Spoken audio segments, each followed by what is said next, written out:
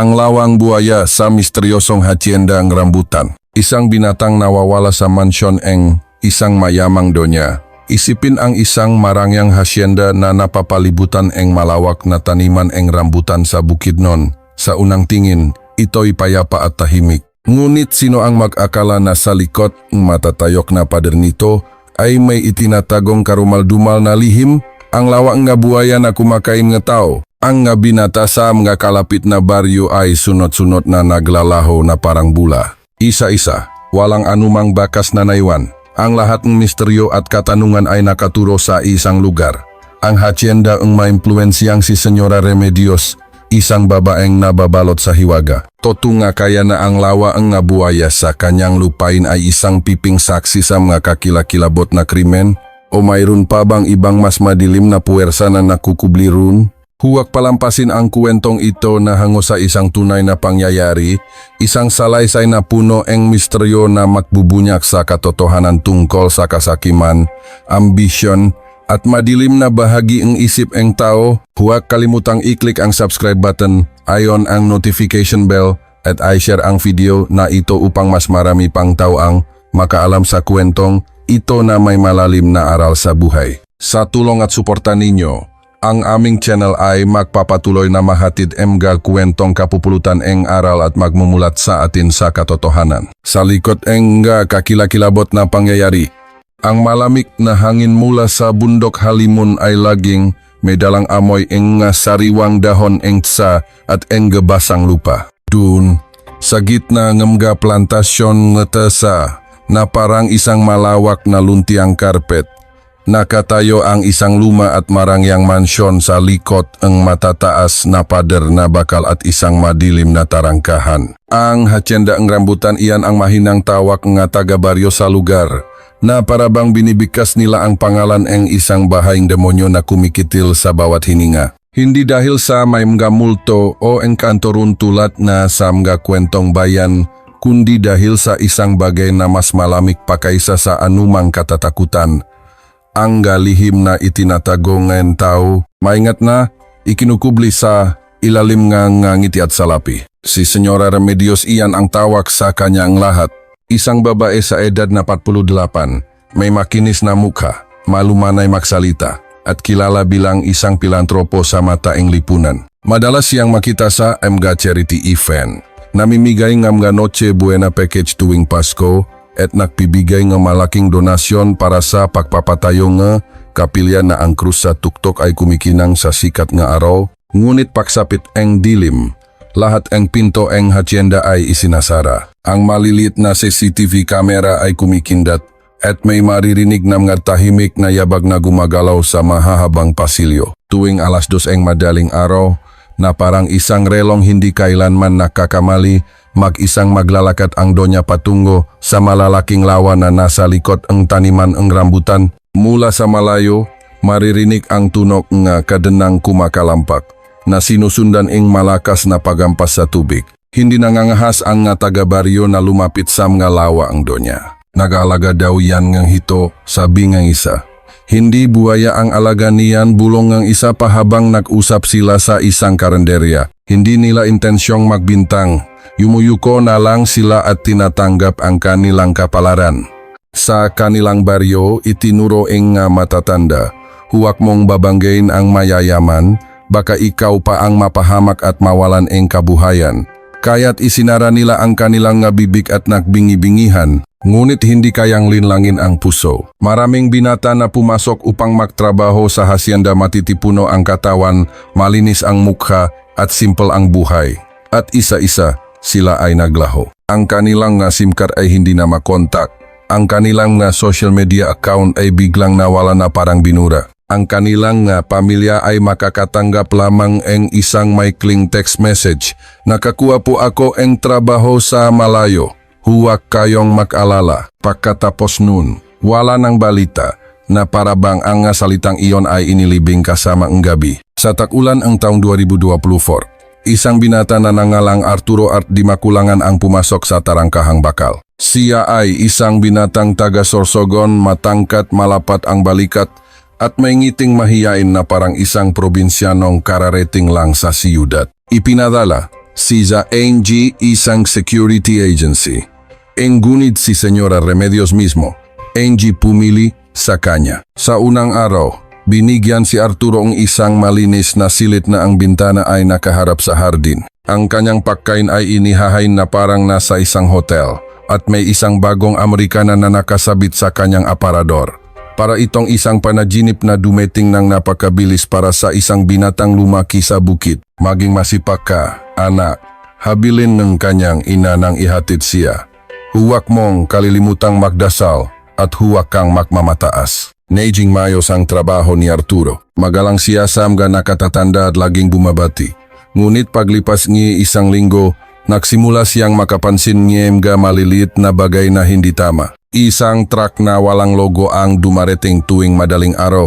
Humihinto sa likurang tarangkahan ng wala pang 10 minuto at umaalis ng walang nakakakita kung may ibinabang kargamento. Ang ikatlong palapak na laging patay ang ilaw, ngunit may mga aninong gumagalaw tuwing gabi. At isang pinto malapit sa lumang bodega na laging nakakandado, kahit na ang susi sa kanyang hawak ay hindi kailanman kumpleto. Sinubukan niyang katukin ang pinto ng isang beses bilang pagsubok lamang. Kinabukasan, ang kanyang silid ay inilipat ng walang dahilan. Sa ibabaw ng kanyang mesa, may isang maliit na papel na may magandang sulat kamay.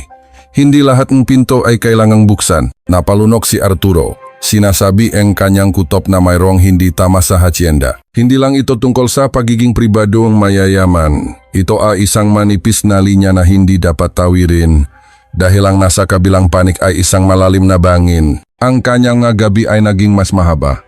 Ang kanyang nga dasal ay naging mas mahina na parabang natatakot siyang makaistorbo sa kung sinumang nakikinig sa laikot ng nga pader. Isang gabi, sa kalagitnaan ng buwan, bumuhos ang malakas na ulan na parang isang makapal na kurtina ang tubig. Mula sa malayo, ang lawa sa likod ay gumagawa ang isang malalim na ugong. Hindi ito tunok ng tubig na hinahampas ang hangin, kundi parang may isang bagay na napakarami na sabay-sabay na gumagalaw. Nakatayo si Arturo sa likod ng kurtina ng kanyang bintana, nakatitik sa basang kadiliman. Naalala niya ang mukhang kanyang ina, ang maalikabok na daan sa kanilang baryo at ang turong kanyang ama. Ang isang lalaki ay malakas, hindi dahil matapang siya, kundi dahil alam niya kung kailan dapat umatras. Bago mahating gabi, nag-type si Arturo nga isang maikling mensahe sa kanyang matalik na kaibigan, si Mark. Ang kanyang nasalita ay maikli na parang isang hiningang binibilang, Mark, may kakaiba dito. Kung mawala ako, hanapin niyo ako sa lawa sa likod.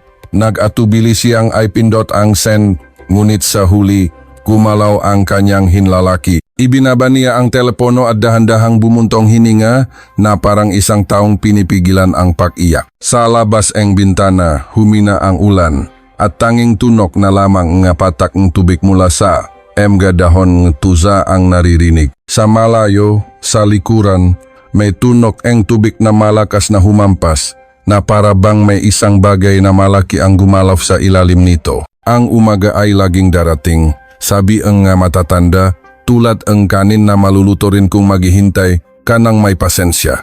Ngunit may mga umaga na hindi normal ang pakiramdam. Mula pa sa unang tilaok ang manok sa bundok halimun, sa malamig na umagang iyon, bumaba ang hamok mula sa tuktok ng bundok, bumalot sa mga balikat ng hacienda. Ang mansyon sa taniman ng rambutan ay nakatayo pa rin, tahimik at maayos. Ngunit ang katahimikan na iyon ay hindi na nagtudulot ang kapayapaan. Para itong isang kumot na maingat na inilatak upang pagtakpan ang isang bagay na wala pang pangalan. At sa ilalim nito, naroon pa rin ang tubig, naroon pa rin ang lawa, at naroon pa rin ang lihim na tumatanging lumubog. Noong una, pakiramdam ni Arturo ay para siyang lumulutang sa alapaap. Isang maluwag na silid na ang bintana ay nakaharap sa plantasyon, kumpletong hapunan sa amga porselanang plato at maging isang bagong relo na si Senyora Remedios mismo ang nagsabit sa kanyang pulso. Lahat ay parang isang regalong napakabilis dumating para sa isang simpleng probinsyano. Ang gusto lang niya ay makaroon ng magandang trabaho, mag-ipon, at umuwi upang may pakmalaking kanyang magulang. Ngunit paglipas ang ilang araw, ang kinang karangyaan ay nagsimulang magpakita ang madilim na bahagi nito. Ang malaking hacienda ay napakatahimik, sobrang tahimik. Walang ingay nga manggagawa, walang tunog nga bisita. Tanging si Senyora Remedios, dalawang guardia na mukhang walang emosyon, at isang matandang kasambahay na mas madalas umiwas kaysa makipag-usap. Ang mahahabang pasilyo na may sunod-sunod na saradong pinto ay nagparamdam kay Arturo na para siyang naglalakat sa lupang tiyan ng isang gusaling lumalamon ng tunok. Lalong lumakas ang kakaibang pakiramdam nang makita niya ang isang kulay abong truck na dumarating tuwing madaling araw. Humihinto ito sa likurang tarangkahan ng saglit at umaalis din agad. Walang senyales ng pagbababa ng kargamento, walang taong pumapasok o lumalabas. Pinanood ito ni Arturo mula sa malayo, ramdam ang isang bagay na hindi makatukma, na parang may isang palabas na ginaganap upang pagtakpan ang isang bagay. Sa gabi, ang katahimikan ng hacienda ay binabasag ng hihinang tunog mula sa ikatlong palapag, kahit na sinabi ni Senyora Remedios na hindi na ito ginagamit. Pinigil ni Arturo ang kanyang hininga nang makarinig siyang mabilis na gayabak sa itaas niya. Sinubukan niyang umakyat sa hagdanan, ngunit ang pasilyo ay madilim at mabaho sa amoy ng alikabok. Nang malapit na siya sa itaas, isang pinto ang dahan-dahang naksara kahit walang hangin. Kumabog ang kanyang dibdib, mabilis siyang bumaba, nanginginig ang nakamay. Ilang araw ang lumipas. Dinala siya ang kanyang pagdududa malapit sa lumang bodega. Ang tarangkahang bakal ay laging nakakandado, ngunit mula sa isang maliit na siwang, naririnig niya ang isang ugong na parang isang makina sa loop. Kumatok siya ng isang beses lang. Kinabukasan, inilipat na ang kanyang silid sa kabilang bahagi ng mansyon. Sa maliit na mesa, may isang papel na may magandang sulat kamay. Hindi lahat ng pinto ay kailangang buksan. Matagal na tinitigan ni Arturo ang papel. Ang simpleng salita ay parang isang malamig na patalim na humiwa sa kanyang balat. Mula noon, napagtanto niya na hindi siya isang espesyal na panauhin, kundi isang ibon sa isang gintong hawla. Pinapakain ang masarap, pinibihisan ang maganda, ngunit ang kanyang napakpak ay pinutol ng hindi niya namamalayan. Sa mga sumunod na araw, lalong bumigat ang kanyang pag-aalala. Sinubukan niyang magpatuloy sa trabaho, ngunit ang kanyang mamata ay laging nakamasit sa mga anino, sa malabong ilo mula sa likuran, sa tunog nga bakal na nakikiskisan, at sa tubig sa lawa na nakakagulo tuwing hating gabi. Minsan, pakiramdam niya ay may nakatitik sa kanya mula sa kadiliman ng taniman ng rambutan kahit walang tauron. Sa kanyang nga dasal sa gabi, bumubulong si Arturo, "Gabayan niyo po ako, Panginoon. Huwag niyo po akong pabayaang maligaw." Ngunit sa tuwing ipipikit niya ang kanyang nga mata, ang imahe ang lawa ang lumalabas, ang maitim na tubig na umiikot, ang nga bulan na lumilitaw, at isang kislap na parang nga matang nag-abang sa ilalim. Isang gabi, tinakpan ang malakas na ulan ang kalangitan ang bundok Halimun. Ang tubig ay dumaloy mula sa bubong ang mansyon, at ang hangin mula sa kagubatan ay nagdala ang amoy ang amak. Nakaupo si Arturo sa gilid ang kanyang kama. Nanginginig ang telepono sa kanyang kamay. Binuksan niya ang usapan nila ang kanyang kaibigan, si Mark. Nag-alinlangan ang kanyang hinlalaki. Pagkatapos ay mabilis na naktype, "Mark, may kutob akong may masamang nangyayari. Kung mawala ako, hanapin niyo ako sa lawa sa likod." Naipadala ang mensahe. 22:38 gabi. Tinitigan niya ang screen ang telepono at ipinatong ito sa mesa. Ang kanyang puso ay kumakabok, isang halong ginhawa at takot. Hinila niya ang kumot at ipinikit ang nga mata. Umaasa na ang pagtulog ay lulunod sa kanyang gaalalahanin. Ngunit sa labas, ang hacienda ay hindi natutulog. Humina ang ulan, ngunit ang lawa sa likod ay patuloy na umugong. Hindi ito tunog ng tubig na hinahampas ang hangin, kundi ang pagalo ng isang bagay na malaki, gutom, at paulit-ulit na humahampas sa ibabaw ng tubig. Iyon ang huling gabi na nakitang buhay si Arturo di Machulangan. Pagkatapos nun, ang kanyang pangalan ay naging isang maikling mensahe na lamang sa telepono ang kanyang kaibigan at isang malabong anino sa likod ang tarangkahang bakal ang hacienda ng rambutan ang natuklasan sa sapa. Kinaumagahan, ang kalangitan sa ibabaw ang bundok Halimun ay kulay abo pa rin matapos ang magdamak na ulan. Bumaba ang hamok mula sa amga bundok, pumalot sa amga plantasyon ang tasaat sa amga bubong ang bahay. Sa gilid nga isang latian, isang lalaking nasa katanghaliang gulang na nangangalang Mang Tomas ang nagahanda ang kanyang lumang bangkang kahoy. Madalas siyang nakahagis ang lambat sa maliit na sapa na kumukonekta sa latian at sa drainage canal mula sa hacienda. Dahil sa malakas na ulan kagabi, lumakas ang agos ng tubig, tinatangay ang gasanga, dahon, at maging ang basura mula sa hacienda na nasa mas mataas na lugar. Si Mang Tomas ay nabubuhay bilang isang mangingisda sa tabang sa loop ng maraming dekada. Kilala siya bilang isang simpleng tao, hindi pala salita, at mas gustong pagmasdan ang agos ng tubig kaysa makipagkwentuhan sa kapihan. Ngunit nang umagang iyon, may isang bagay sa agos na hindi niya maalis sa kanyang paningin. Sumabit ang kanyang lambat sa isang bagay na matigas. Akala niya ay isang troso o isang malaking bato. Ngunit nang hilahin niya ito at lumitaw sa ibabaw ang tubig nan lambot ang kanyang buong katawan, namutla ang mukha ni Mang Tomas. Ang nakita niya ay hindi kahoy o bato kundi isang braso ng tao. Ang balat nito ay maputla at mayroon pang piraso ang isang sirang leather na pulsras. Ang daliri ay nanigas at ang ilang kuko ay basak. Ang tubig sa sapa na may halong putik ay naglalabas ang masangsang na amoy na nakakasuka.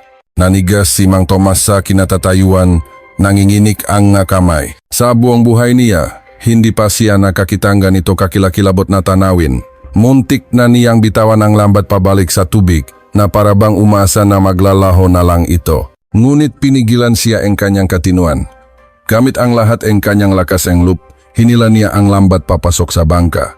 Halos mayak siya, ngunit alam niyang hindi ito ang oras para maging mahina. Mabilis siyang sumagwan pabalik sa pampang, ang puso niya ay malakas na kumakabok. Mabilis na kumalat ang balita sa baryo.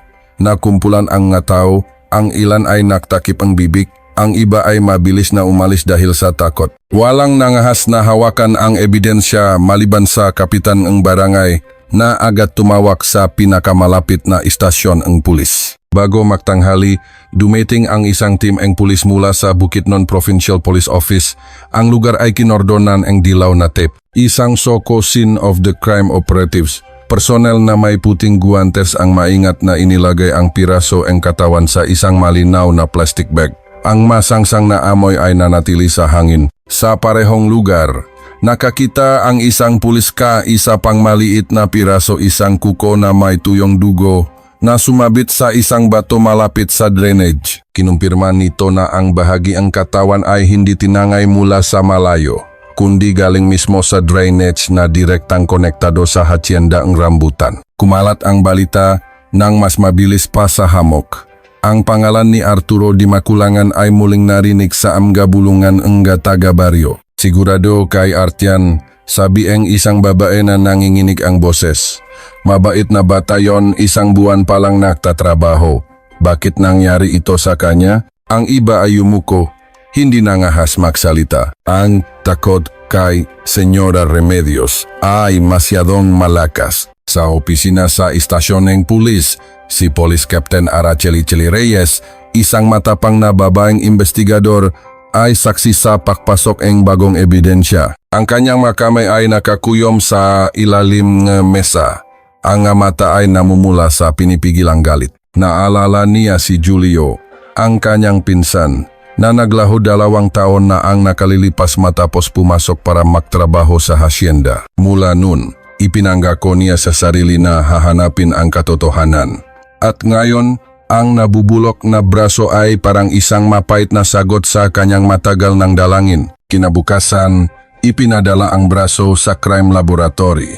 Kinumpirma ang paunang resulta na ito ay sa isang lalaki, edad 20 hanggang 25. Agad itong iniugnay ng pulis sa missing person report para kay Arturo Di Maculangan 4 na araw na ang nakalipas. Samantala, si Senyora Remedios ay nagpatuloy sa kanyang pang-araw-araw na buhay na may kalmadong muka. Mula sa likod matataas na pader ng hacienda, nakita siyang tao na naglalakad sa hardin at nagdidilik nga bulaklak na parang walang nangyari. Ngunit para sa mga pulis, ang pirasong katawan na natakpuan ni Mang Tomas ay ang susi. Sa unang pagkakataon sa loop ng 5 taon, mayroon ng konkretong ebidensya na ang hinala nga taga-baryo ay hindi lang sismis. Si Police Colonel Di Malanta, ang hepe ng investigasyon, ay nakpasya na buksang muli ang lahat ng kaso ng pagkawala na may kaugnayan sa hacienda. Wala nang puwang para sa katahimikan,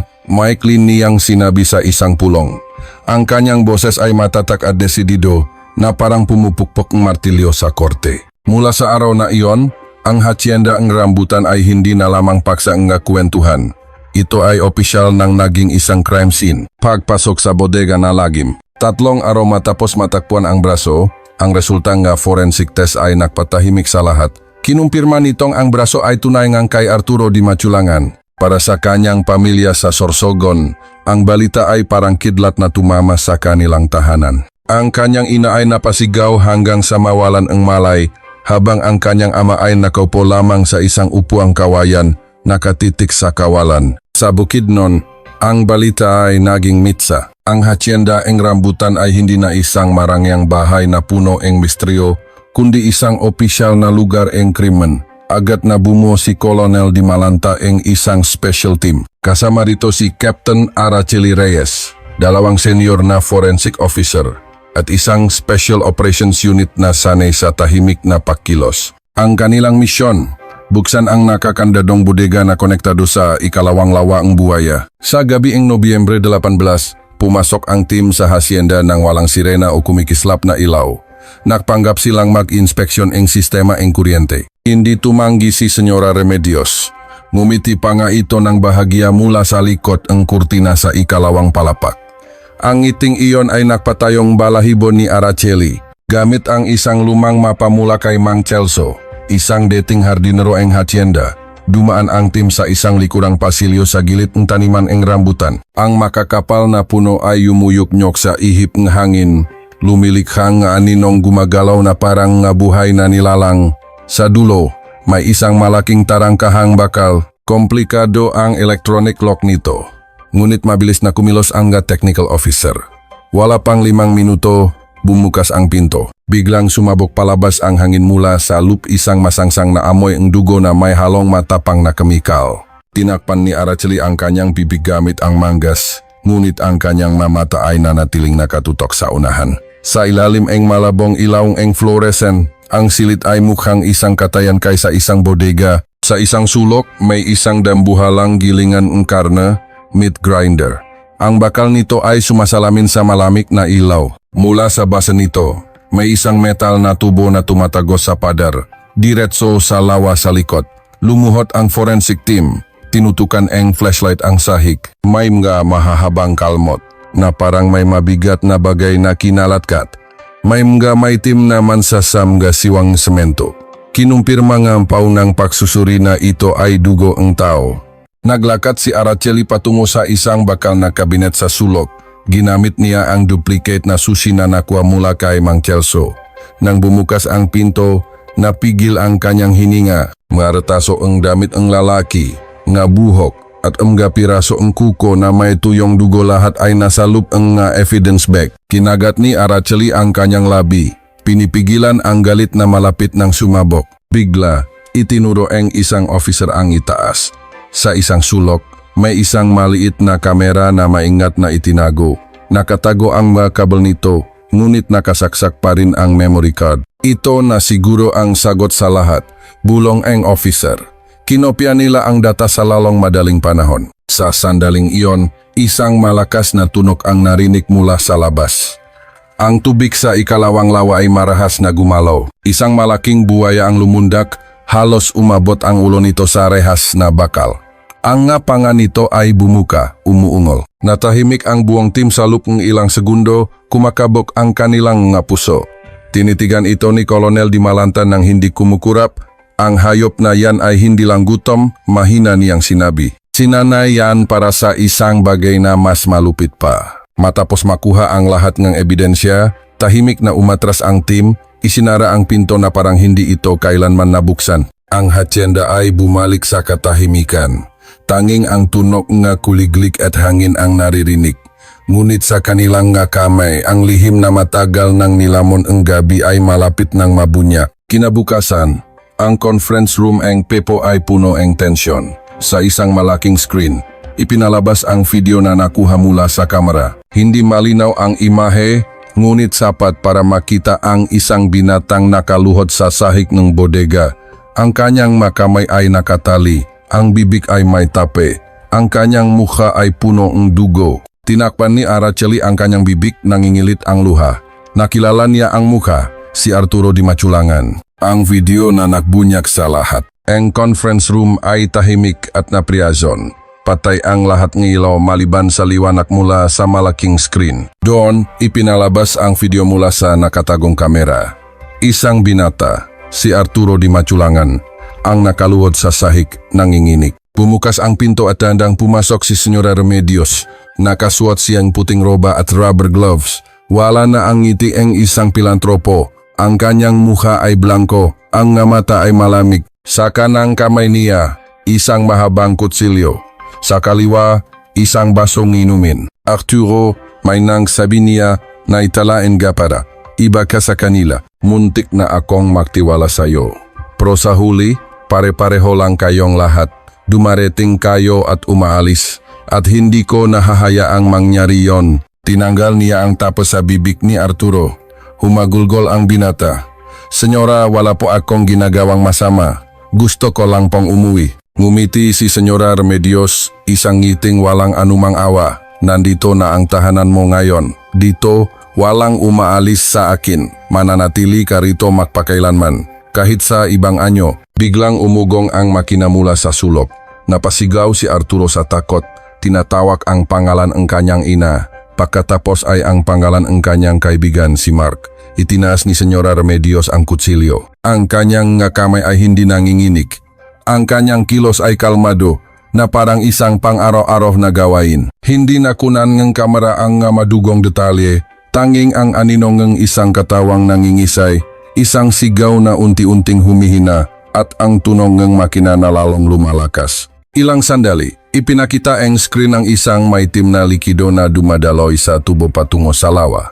Pagkatapos, nagstatic ang video at nagdilim. Natahimik ang silid.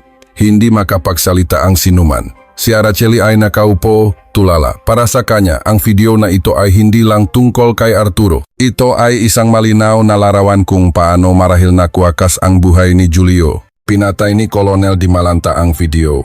Binasa ang kanyang mabigat na boses ang katahimikan. Wala nang duda. Ang haciendang rambutan ay isang katayan. Kikilos tayo ngayong gabi. Lahat ng mata ay nakatuan sa kanya. Alam nila kung ano ang ibig sabihin nito. Ang pag-aresto kay Senyora Remedios. Ang babaeng naktago sa likod ng ngiti at salapi sa loob ng maraming taon. Bago sumikat ang araw, ang haciendang rambutan ay mapapaligiran. Ang pagsalakay sa madaling araw. Ang hamok ng madaling araw ay bumalot sa bundok Halimun. Alas 3 ng umaga nang magtipon ang special team. Ipinakita ni Colonel Di Malanta ang plano sa mapa ng hacienda. Sabay-sabay tayong papasok. Ang pangunahing target, hulihin si Senyora Remedios. Huwag neting maliitin ang kanyang talino. Si Araceli ay nakatayo sa likuran. Hinikpitan niya ang kanyang hininga. Sinusubukang pakalmahin ang kanyang kumakabok na puso. Pumasok sa isip niya ang mukha ni Julio. Ito na marahil ang huling pagkakataon para makamit ang hustisya. 3:30 nagsimula ang operasyon. Tahimik na gumapang ang SWAT sa taniman ng rambutan. Pinatay ang technical team ang CCTV. Dahan-dahang naging bulak ang hacienda. Pinangunahan ni Araceli ang isang maliit na team sa silangang pinto. Nanginginig ang kanyang kamay habang hawak ang doorknob. Ngunit matatag ang kanyang tingin. Alam niyang sa likod ang pintong ito ay ang ngalihim na matagal nang nakakubli. 3:55 kumpleto na ang pagpaligid.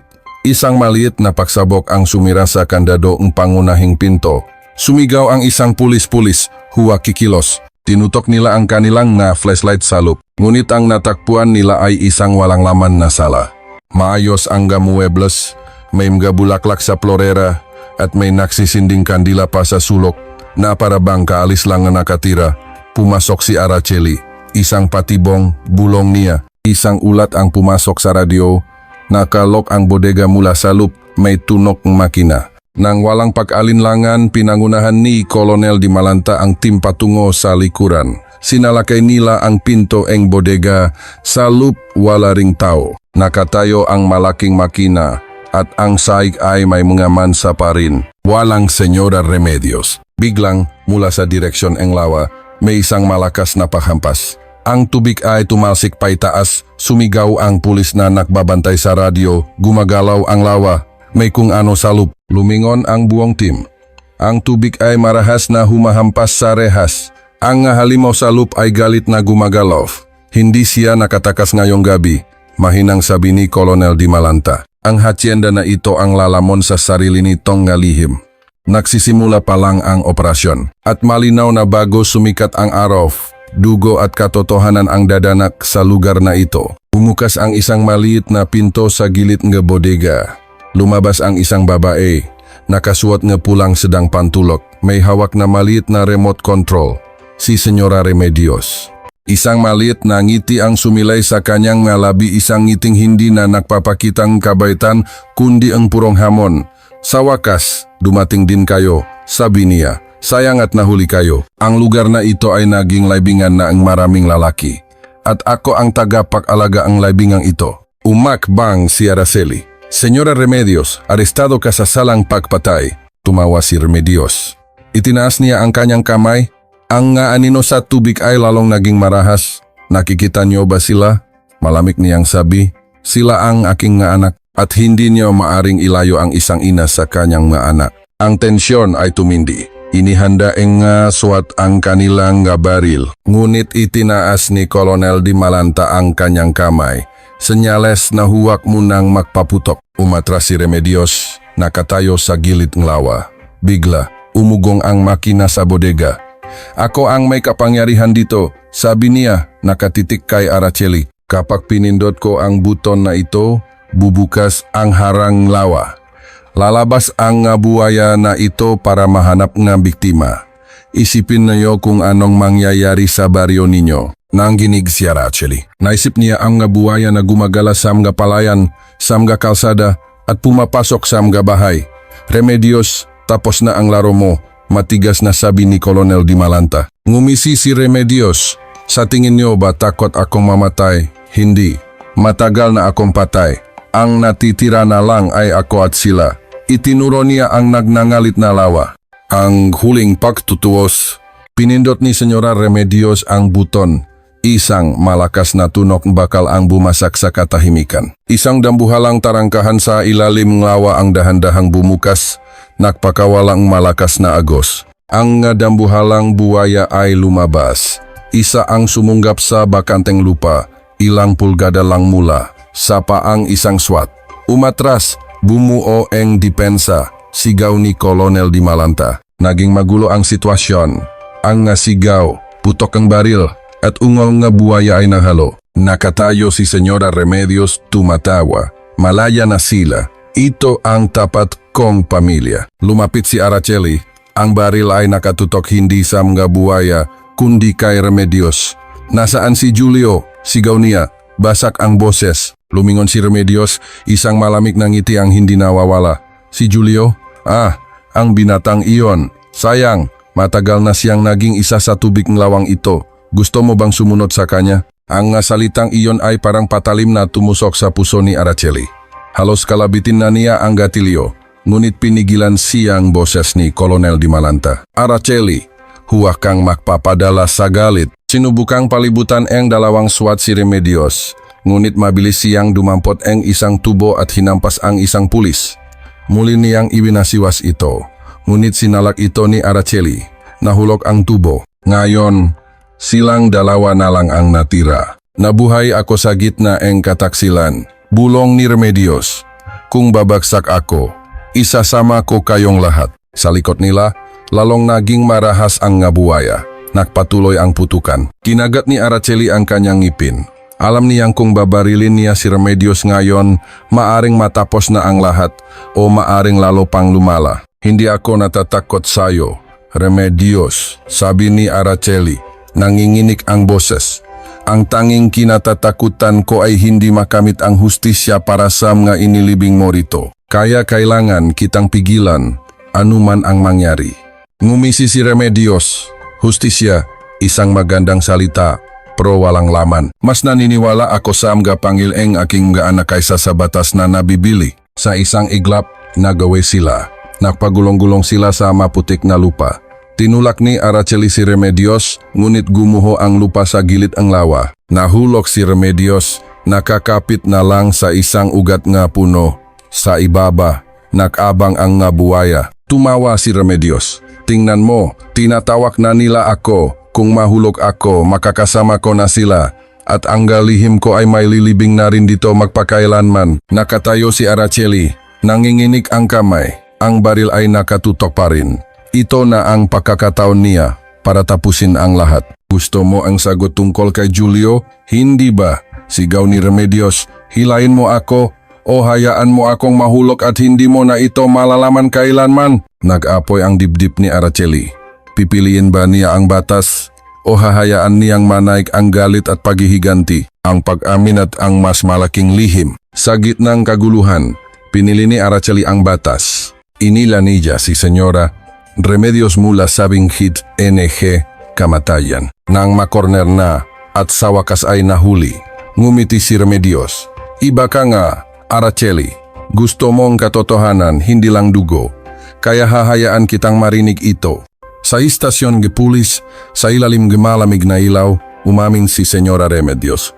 Si Julio, sabi niya, hindi siya ordinaryong biktima. Nakapasok siya sa bodega. Nakita niya ang nga dokumento na hindi dapat makita mga pangalan, bank accounts kahit nga voice recording. Sinabi niya sa akin, kailangan kong i-report ito. Tinitigan niya si Araceli.